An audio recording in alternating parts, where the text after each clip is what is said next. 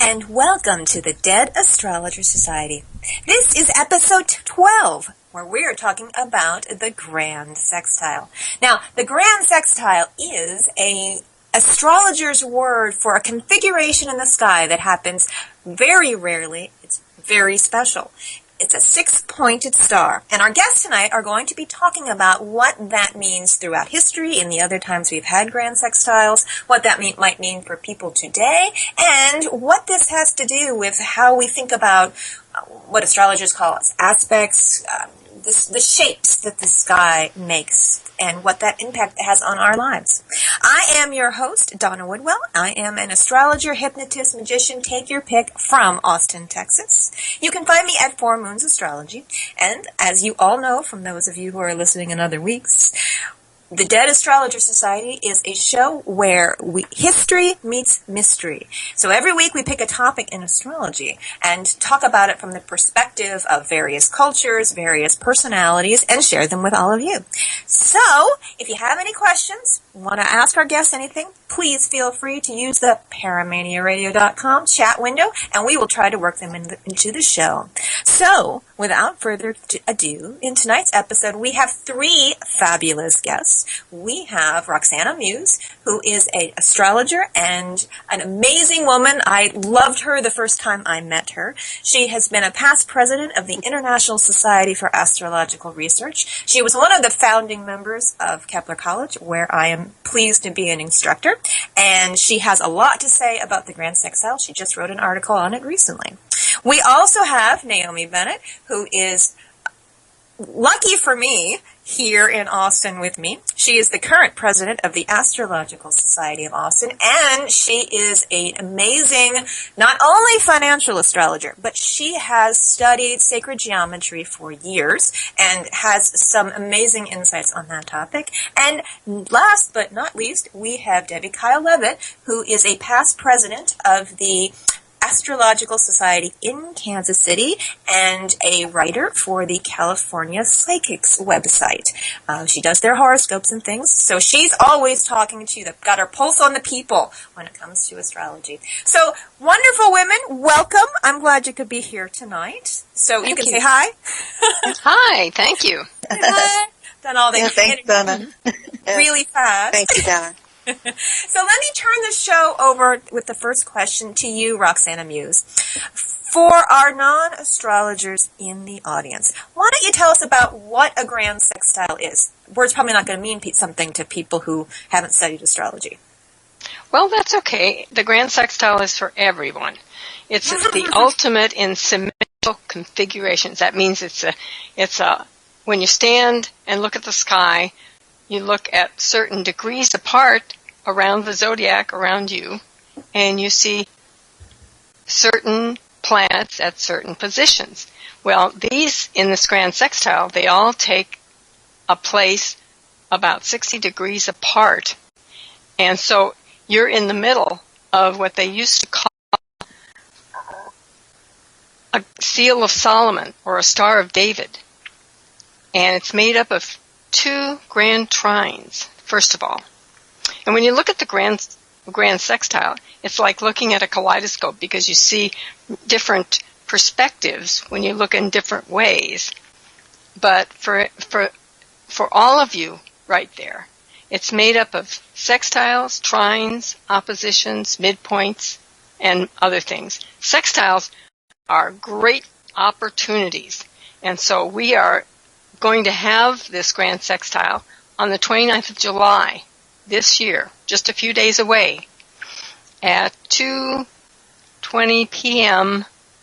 That's Eastern Time. So get out there and stand and look up at the sky, even though it's light out, and just know that these planets are surrounding you with all of this opportunity. Grand trines, it's made up of 2 grand trines that are sextile one another. And the grand trines mean everything flows beautifully. It's also got made up of oppositions, and oppositions are where you gain perspective. You can get a really good look at somebody when you aren't right in their face, when you kind of pull back and look at them. and then it's made of midpoints, which any two planets, one planet in the middle between them, that middle planet takes on all the energy of those two surrounding planets.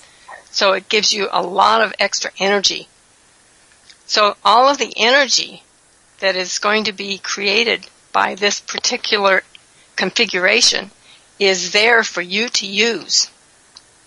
And some of you will have planets in your own natal charts that will plug into this grand sextile. And you'll probably begin to feel, you're probably feeling it right now, that things are not quite the same as they normally are. Like, for instance, some things are flowing beautifully, and some things are kind of feeling disruptive and weird and crazy. And that's, all of that is the energy of the grand sextile. We've had grand sextiles in the past, but they don't happen very often because it's kind of difficult to locate when planets are going to be at all these 6 different points.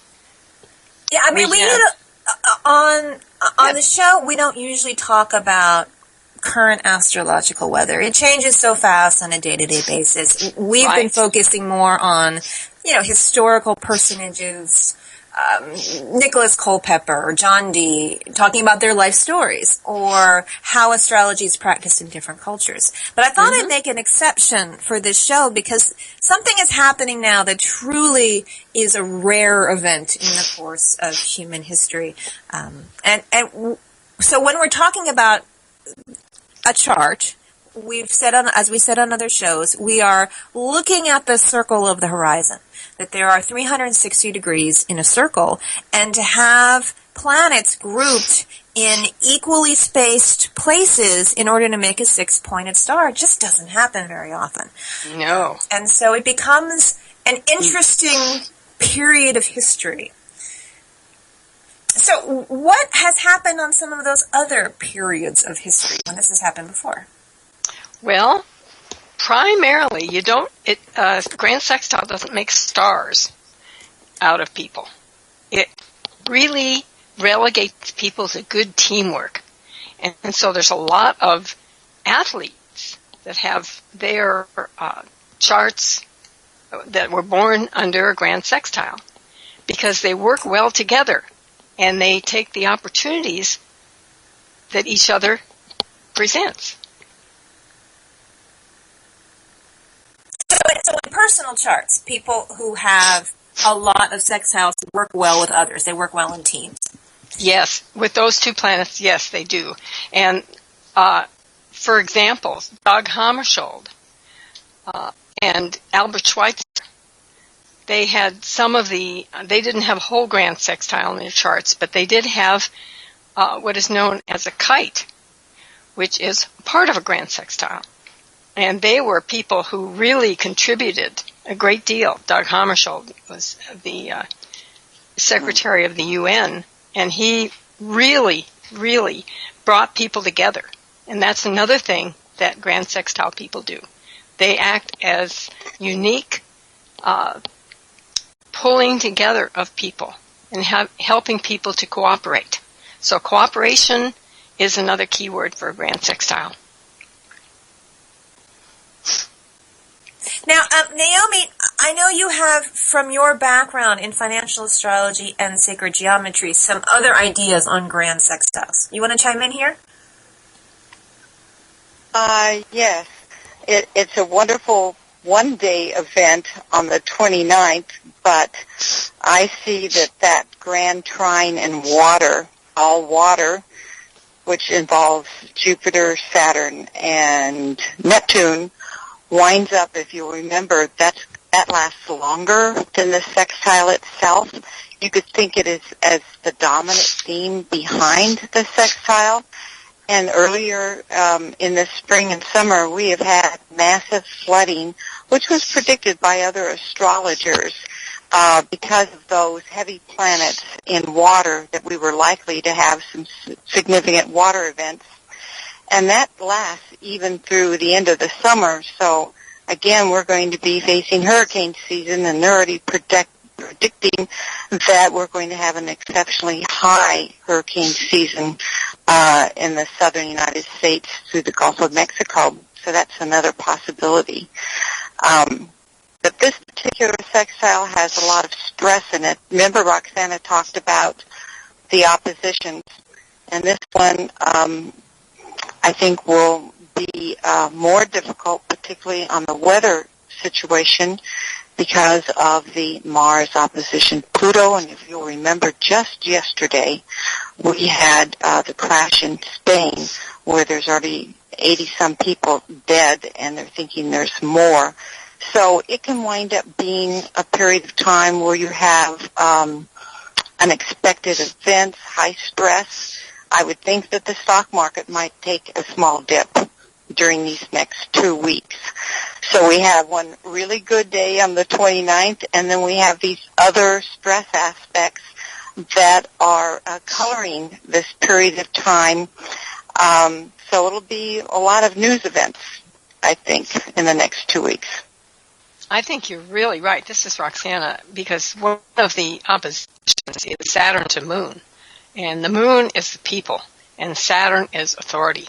So there are going to be some situations where authority and the people just don't match up, and they need to get perspective of each other. And maybe Deb has, I would agree. Yeah. Well, I'm sorry, this is Debbie. I was just going to say I agree, that's well said, and it really is a time for team players. Right. One of the things I kept seeing when I read your article, Roxana, which I loved, was that Thank you. You know, it's the hexagon. You're welcome. It's the hexagon. It's the shape, that the structural component of the beehive. And you know, when we look at structures of animals like us who need to work together and build and make things work, we're looking at that sort of structure, and I see there's news coming out where they're getting closer to what's causing collapse of the bees, who are a major component. We don't eat in the future unless the bees survive, so they're very crucial to us. So I was looking at that from the ancient point of view, and you know, seeing that as this is a real opportunity, because opportunity kind of goes with sextile, to really build on what we see as stress patterns and turn them into something where we really build a new structure that's very necessary, and includes everybody who can work with us. So, you know, just to summarize, that was my view and basically what I've been telling my clients about this aspect. You know, that keys into something I just read about today, because they were talking about how Snowden, stuck in the Moscow airport, is impacting all of our trade relationships, because Obama right now is renegotiating the European trade relationship, Russia, and Asia.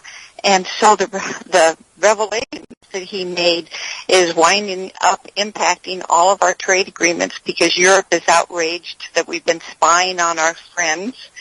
And who knows what Putin is going to be doing with the control of physical Snowden.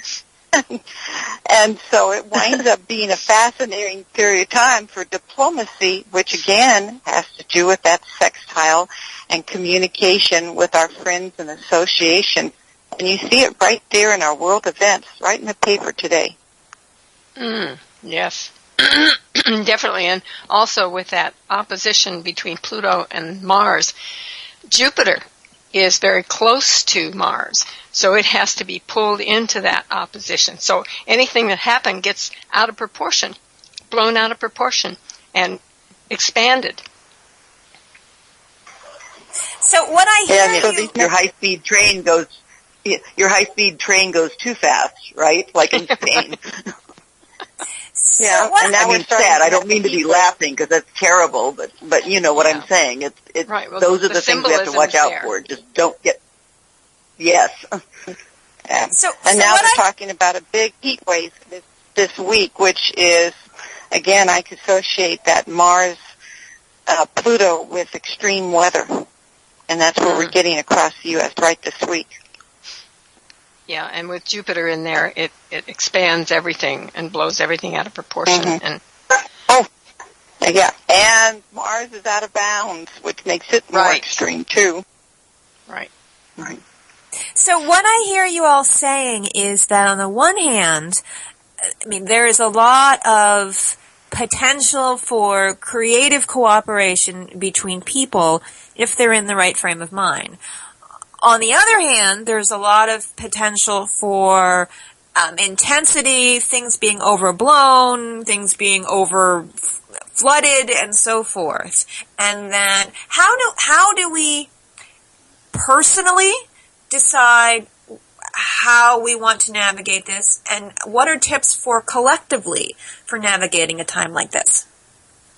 Well, we left out the other opposition, the Venus-Neptune opposition. And I think this brings in the spiritual aspect of it. We can ground ourselves with the Venus in Virgo, and we can keep that Neptune alive within us as a spiritual element.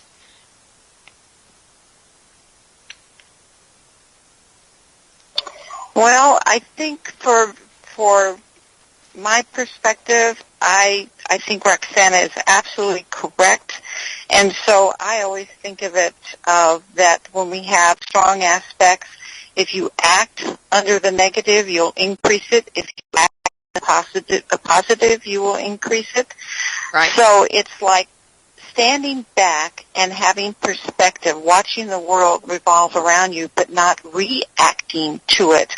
So holding your gunpowder, holding your tongue, and waiting for things to unfold in these next 2 weeks. And amazingly, if you can do that when you're under a stress period, they many times will resolve themselves or create the answers, and you don't have to react. You don't have to answer it. You just have to be patient enough to see how it evolves out and then respond. Oh, what an excellent, excellent point. This is like it is outstanding. So this is like watching everyone on Facebook leap into a big argument and resisting the urge to flame back. Exactly. Yes. Yeah, and never make it personal. Stick with the facts and don't attack your opponent. And then another key and when I word look of at a grand... Venus... Oh, I'm sorry. Go ahead. Go ahead. No, I was just saying as far as the Venus-Neptune opposition, one thing I would tend to say is that, you know, if you start poking at your boundaries, which is what people often do when they're having these Facebook arguments or whatever, you'll find that it's moved with Venus-Neptune opposition. So you might want to wait and see what your perspective is right at that point. So... Excellent point. And Yeah. another thing is that another key word for grand sextile is choices, because we have all these choices to make, and if we wait and stop and back up and get perspective, then we can make our choices with a lot of more informed ideas and understandings.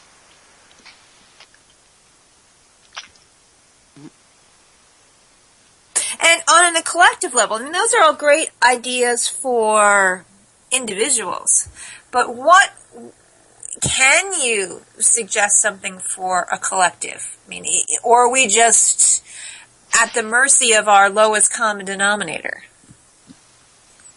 Well, you have both actions at the same time. I mean, I do a lot of mundane events, and I always follow the news and see how it's related to the astrology.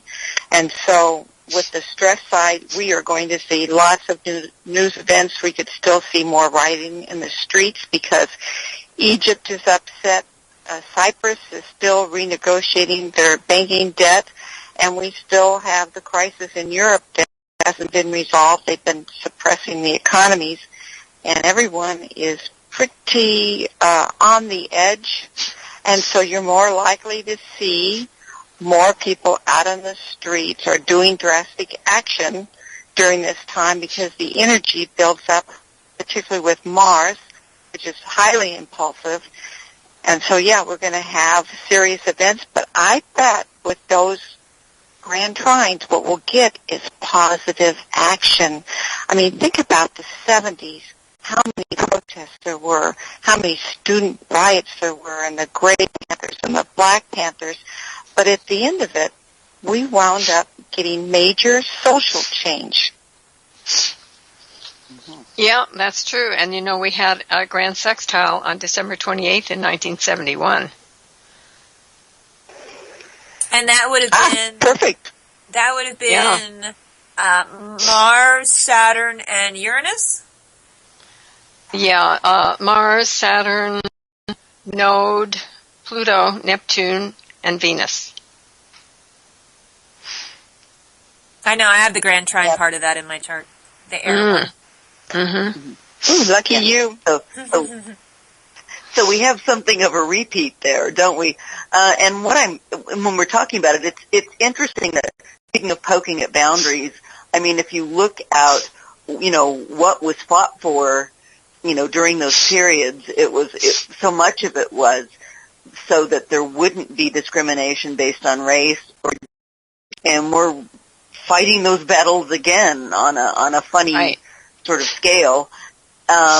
So that's coming up, but I think when I see a sextile, I see a real opportunity to build. I'm in touch with a friend of mine who's a highly intelligent man in Egypt, and he's, he tipped us off in 2010, late 2010, that things were going to change in Egypt, and he wasn't mistaken.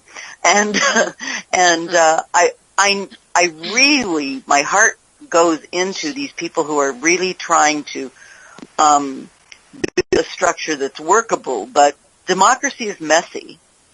And so I think, when I watch, I see growing pains also when I see sextiles. I mean, you're building, the structure, and you may have to redesign the structure, but as you go, and you have to be patient with each other. Once again, that harmony thing that you're speaking of, and working together. So, once again, I guess that's a little vague, but I think we're seeing structures being built, and they're usually a little sloppy at the beginning when you look around the world. So. Yeah, and there's so much emotionalism with the water signs that, like the Trevor Martin Zimmerman trial that just came in, we're having people emotionally react to racial discrimination. You have Obama saying, hey, that was me when I was a young man, and so they're upping the conversation. And so even though it starts out as a very emotionally reactive movement, I think at the long run, we're going to wind up having a dialogue. I mean, they're encouraging a greater dialogue so that we can address gun violence and versus stand your ground. So we'll wind up, I think, having progress, social progress, in the long-term consequence of these kind of reactive behaviors. Yeah, and reactive brings up the fact that 3 of the outer planets are retrograde in this grand sextile. And this really shows the need to redo things, to reorganize things. Pluto, Neptune, and Uranus are all retrograde. And they're the outer planets. People hear Mercury retrograde all the time, but I don't think they really understand what it means. Could you explain what a retrograde is? A retrograde is because we're not on the sun in the center of the solar system. We're on the Earth, which is out from the sun. So sometimes it's like a planet seems to be going backwards. And it's sort of like when you're on a train and a faster train passes you up. It looks like it's going backward.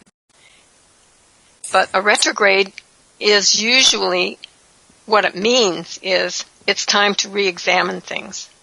Time to look back at what has been going on for a period of time and see where you made your mistakes and make some corrections and do some nice things to make your life a little bit better. In the areas that are symbolized or involved with the things that the particular planet likes to do. Exactly. For lack of a better way of putting it. Right. Well said, really. Very good. Or I would point out that it looks like the stock market is about to have its high for the bulk of the year. This kind of grand trine, and the fact that it's magnified with the Jupiter node winds up making things come to a peak. So the level of speculation and positivism in the market appears to be peaking right now. It'll probably start more falling apart in August. But right now we should have an all-time high, and I think they hit it last week. Mm-hmm. And what goes up must come down, and what goes down must come up. So there is hope here still.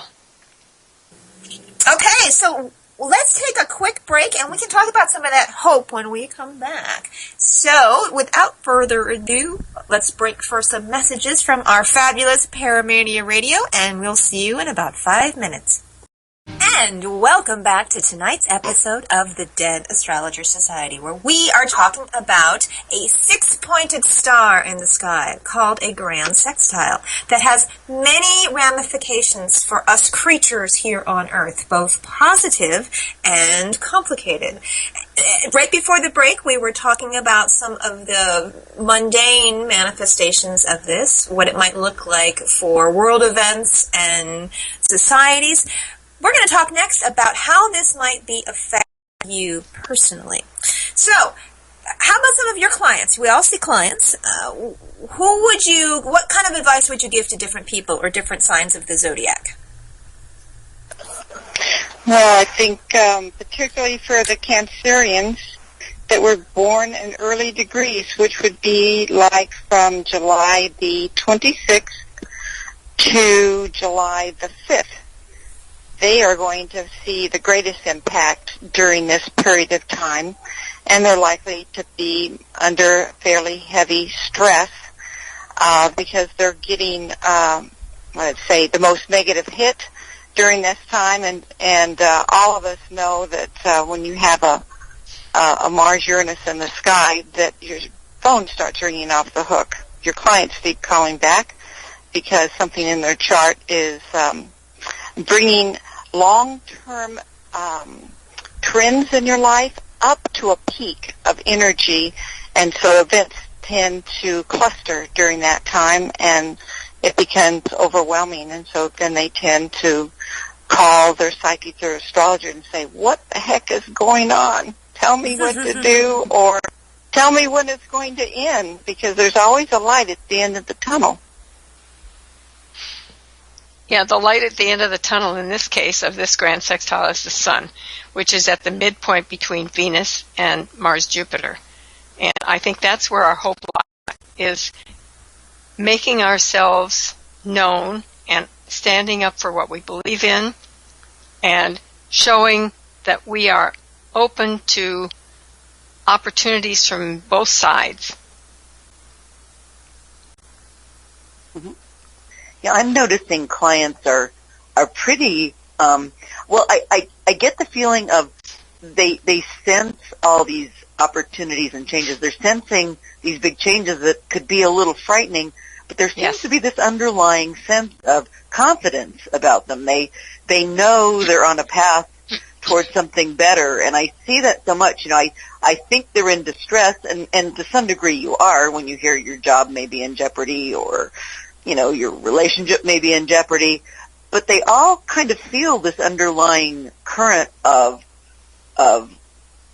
where I think they have a sense of self underneath it all, where they can see some real opportunities, and I basically am encouraging that in people. I mean, I think what they're seeing is very valid, and where they can go is very valid, and speaking up and true self-expression, just like you said, is the real answer to many of the things they can do to handle these things.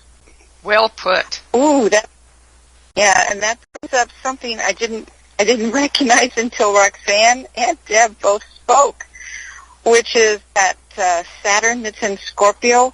Since we've had that, we have had more events with instances of rape in the military or embarrassing sexual things. Remember, we've got Wienergate going on right now. And just watch around August the 4th that we don't have some more news events. Either they're going to change some laws, they're going to change the military's attitude. about handling these events, because right now it's absolutely wrong that you have to report to your superior, who could be the perpetrator, or it could be a colonel or someone that has other reasons to protect himself. And so you have all these conflicts of interest, and that is coming out about trying to take it outside of your direct superior's discretion and having a third independent party. That's been going on now all of this particular year, and we just had the thing with Wienergate this very week. So don't be surprised that we have some news events regarding sexting or sexual problems. Or remember, we had the South African Blade Runner. Remember, he had killed his girlfriend? Yes. And his brother was on trial within the same week. And usually you'll get additional news events. You know, it's like an ongoing story, and you have one event and two events, and you don't realize that you have these chains of reaction that are all related to each other. And so don't be surprised if we wind up having some major news events around that August 4th period of time. Also, there's been some people pointing out that a lot of the racial problems, deal with single-family homes, and with Saturn opposition Moon, we're going to have a lot of information coming out about mothers and fathers and how they fit together and how they're needed to make a family gel. And I'm looking at that Mars-Jupiter. I sort of look back at the Babylonians' view of that, which was the prince or the general or the commander, and the warrior, who is also, you know, the sexual entity that we're talking about here. And it's sort of interesting. I mean, it's a situation where we can, with all the sextiles, really work on building a better structure for that as well. You know, it doesn't, you know, we need to build maybe a six-sided structure to deal with the, you know, that sort of Mars impulse, testosterone energy, you know, with someone to guide them, but maybe, you know, with Saturn being aspected there is the more conservative, the person with the knowledge who's been lived through life and is viewing things that way, and the Neptunian, where we, you know, look at boundaries and consider what exactly would be best, and what people can use, I would say, with the Chiron to heal such situations, because it is one of the imminent things, you know, we're speaking about now. Well put. Thanks. Excellent. Oh, I have a question. My other astrologers, because I've been traveling, has anyone drawn up Prince George of Cambridge's chart? The baby prince that was born on the 22nd. Is he Sun in Cancer or Sun in Leo? Because it's right on the cusp. Cancer. Has anyone got? Yeah. He's Sun in Cancer. It's Yeah. 29 degrees and I think 56 minutes. Yes, and he was born just after Mercury turned direct. 29 degrees and 56 minutes? Oh, he couldn't be any closer to Sun and Leo. And the sun and, Well, and the moon is also in 29 degrees, yeah. And so, look, he was born under this grand trine of the water signs. It'll be interesting to see how that little man winds up changing the future of royalty. Right, and when he's 7 years old, his progress chart will be this grand sextile.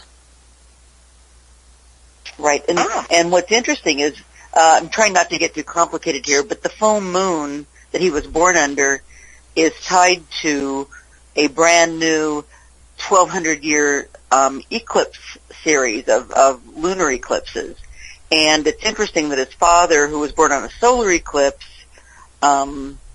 it's the end of the cycle from the time of the first king of England. So basically, we've got one major solar cycle ending and a major lunar cycle beginning with this new prince. So Which may define 1,200-year cycle. Yeah. It may redefine the nature of the British royalty. Absolutely. With the new Absolutely. thing. Mm-hmm. Yeah. Mm-hmm. It could be the end of one era and the beginning of another kind. Yeah, Sort of like 1500-year era. Yeah, sort of like the Danish royals. You know, they're figureheads, and they're much more common-oriented. They're not nearly as, let's say, up on a pedestal or up on a mountaintop. They just have some very everyday lives, but they still do their royal duties, but not to the elevation that you see Queen Elizabeth do, for example. Yeah, very true. And think about the fact that the Right. Saturn-Moon opposition becomes a T-cross with the Sun. So the Sun, being the individual, is now able to hopefully or be presented with the opportunities to orient themselves with a father and mother figures. You know, I'm absolutely fascinated sitting back and listening to all of you who are brilliant astrologers. Well, thank you. And this is like backstage at Astrology World for all the members of our audience who aren't practicing astrologers and don't understand words like trine, sextile, or planets, or really anything. That this is what astrologers do. We are looking at the configurations in the sky, how the circle is divided up. Is it divided up into 90-degree chunks or 180-degree chunks or 60-degree chunks? And each one of those pieces has a meaning and a flavor, and trying to synthesize all the pieces together into a kind of story. And that's what you've been hearing people do tonight. And, you know, whenever 2 or 3 astrologers are gathered, there goes the astrologies. We take off and start. It's like a shorthand language. It is like a shorthand language that we get so accustomed to using, I think. But in the service of looking in the cosmic mirror to see what it has to say about what insights it can give us about our own lives, what insights it can give us about the lives of others, the lives of our clients, and the lives of the collective, what it might mean for political movements or monarchies or financial markets or the weather. And that's why astrology can be such a broad-ranging language. It can be used to talk about just about everything, as you can tell from tonight. So I'm really glad that you got... Go ahead.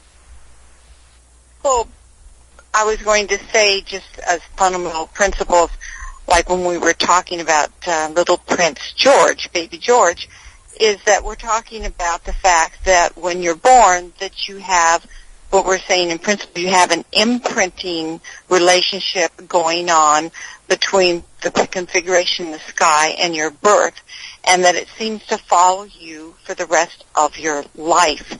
And then you have current events coming in, which we call transits, and then they create relationships with each other where we can see major patterns, events in our life where we, you know, particularly at the age 42, for example, we tend to have a major event where we change our job, change our worldview, our perspective. Maybe we get divorced, maybe we move to another city, because the aspect is all about you reevaluating your life and making a major change. And we see those patterns happening over and over again, enough that we realize there's a synchronicity, there's a relationship. I was just reading an article of a 1930s astrologer, and he was trying to describe this relationship. And he says, the aspects, the planets don't cause anything, but they're like a sign saying you're going to go over a bridge. It doesn't cause you to go over that bridge. It's your free choice to go over it.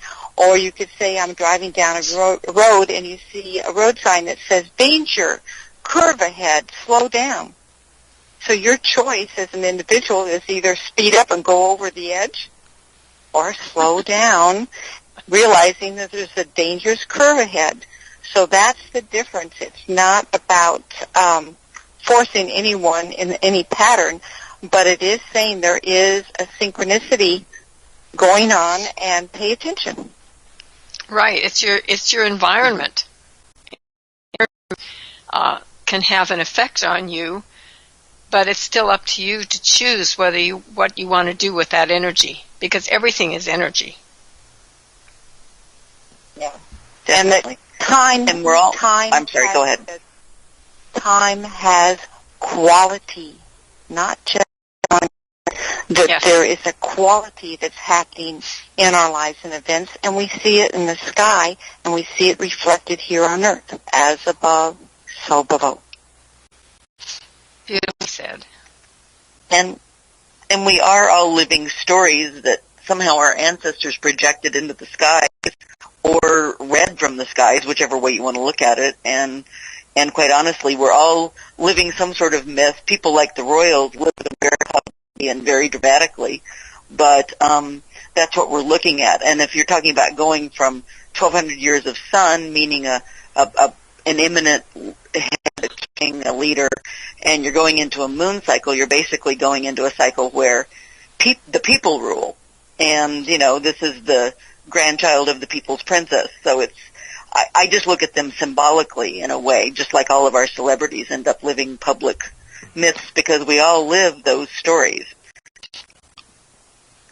Yes, otherwise we wouldn't be relate to them. I mean, wasn't it phenomenal when Princess Di died that the world stood still for that week, and it was during an eclipse. People were flying from New York into London, and then within that week, Mother Teresa died at the same time. Mm-hmm. So you had these two mother figures having their funeral almost together. Mm-hmm. Yeah, that's a good example. And one of the amazing things that astrologers like to talk about is synchronicity. It always comes back to that conversation of fate and free will, though, doesn't it? Don't we always end up there at the end of the day? How much of, because when you're talking about aspects and coming up and seeing them years in advance, we are in that dance of, you might, if it's raining, is that fate? Or is your fate whether or not you take an umbrella? Yeah, exactly. Right.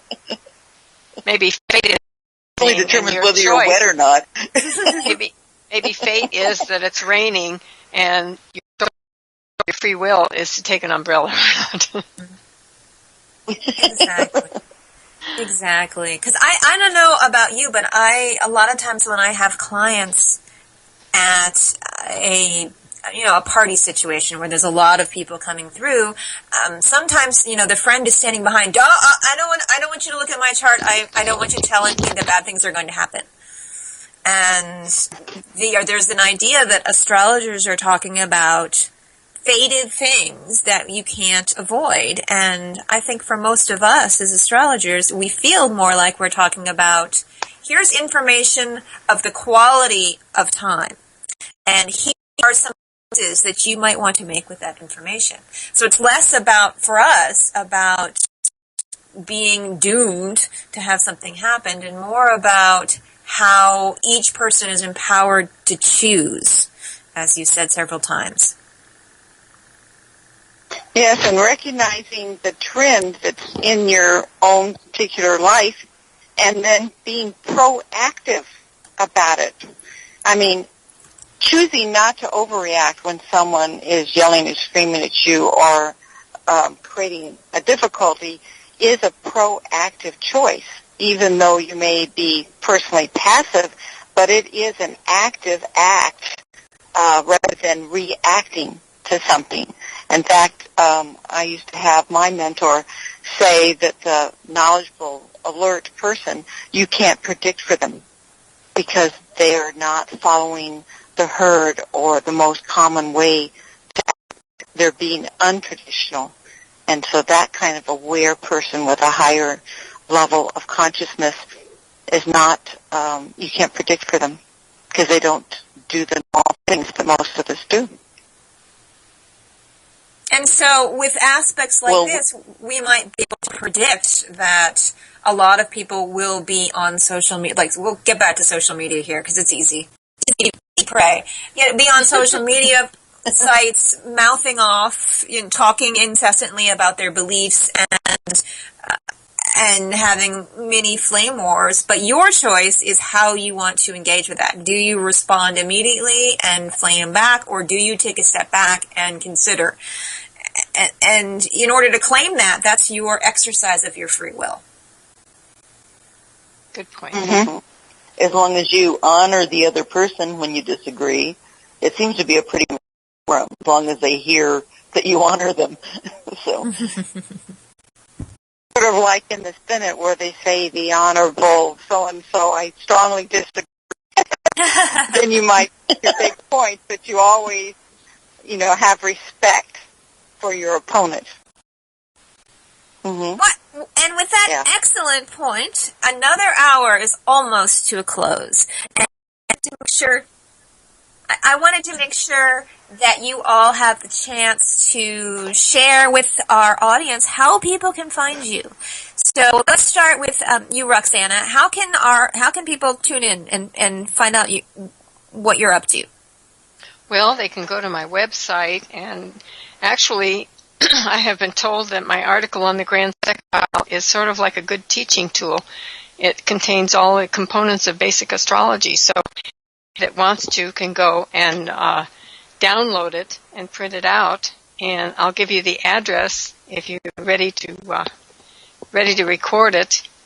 It's easy to find. It's http://www.roxanamuise, ROXANAMUISE.com. And then to get to the article, you do a / and just type in Grand Sextile, all one word, .htm. Everyone will check it out. So, Naomi, how do people find you? I have a website called learnastrologynow.com, but I also do quarterly forecasts for financial and mundane events. That's under YouTube, under Naomi Bennett 360. And then I have a regular email address that you'll find under the YouTube, which is Naomi Bennett 360 at gmail.com. And then if you're in Austin, come to our astrology meetings. Woohoo! Yay! Astrological Society of Austin, baby. Yes. All right. Debbie, how do we find you? You, Debbie? I'm at one of those websites too. Mine is Debbie Keil Astrologer, which is one word, DebbieKeilAstrologer.com.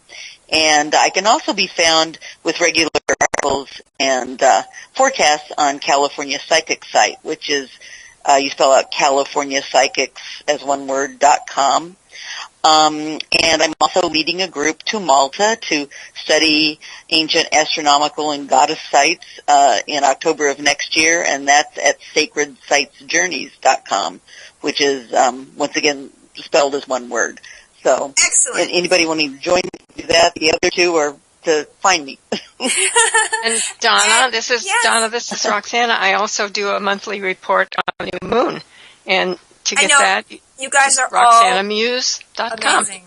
You're all amazing. I hope our listeners will find you. And with that, our time is up. So I hope you'll tune in next week. Of course, you can find the Dead Astrologers Society schedule on Facebook at Dead Astrologers Society. I hope you have a great evening, and we will see you next week.